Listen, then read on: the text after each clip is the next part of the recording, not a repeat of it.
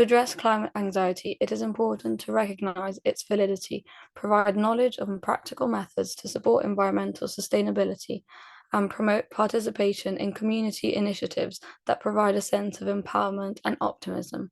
Psychological counselling and support groups can also be helpful in assisting individuals in processing these emotions, promoting a transition from anxiety to purposeful action in solving environmental concerns at hand. Thank you.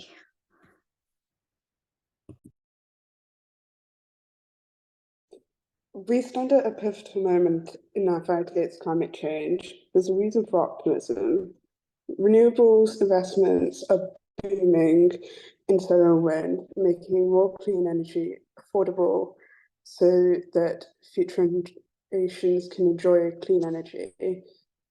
There's so much innovation with breakthrough technologies like carbon capture leading the way so that the government can invest in those areas where it is classed as a necessity to reach net zero. People from all walks of life are getting involved, from student protesting to grassroots organisations popping up everywhere, more academic research than ever before, and private sector commitments being pushed by the consumers. The optimism doesn't mean ignoring the problem. It means facing it head on with creativity and collaboration to ensure that we can all enjoy a sustainable future.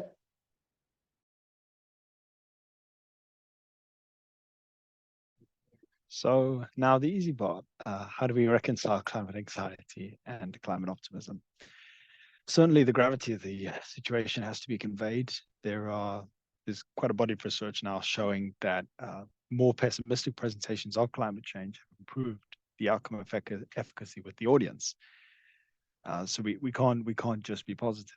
A recent study in Frontiers identified 3 coping strategies practiced by young environmental professionals. The study was focused in the UK. There was problem-focused, around direct action, emotion-focused, and meaning-focused. These all build on long-existing mental frameworks, social science frameworks around stress and coping theory by Lazarus and Folkman, which identify emotion-focused and problem-focused strategies as the primary ones. Moving on from this, further recent research, this one was in Sweden, has highlighted that amongst these 2 primary strategies, problem-focused and meaning-focused, there are trade-offs.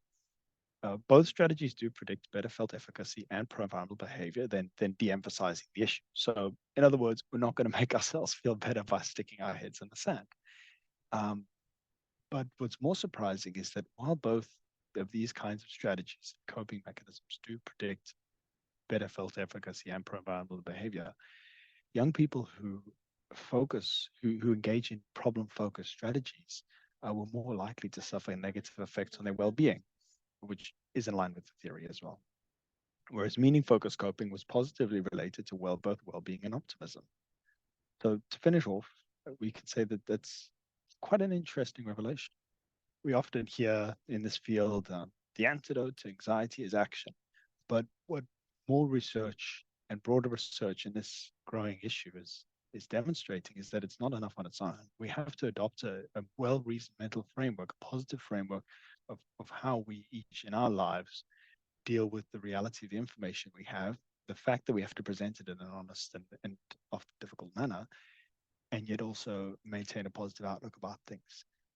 But we have to treat it as we treat existential anxiety. It can be managed, it can be overcome, and we can live with these 2 paradoxes, the paradox of these 2 contrasting concepts. But the first step is to recognize that taking action is important, but having a positive mental framework is just as important in taking care of your own well-being.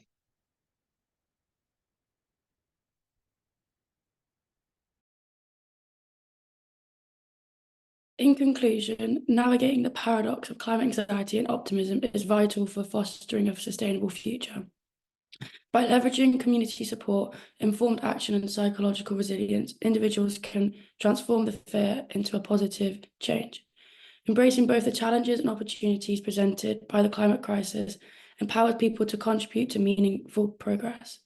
Through this balanced approach, we can sustain hope, drive collective action, and build a resilient and sustainable world. Thank you. Thank you all. That was absolutely fantastic. Thank you very, very, very much indeed. To address feeling of hopelessness and powerlessness, finding comfort in communal efforts and advocating for policies that alleviate the effects of climate change.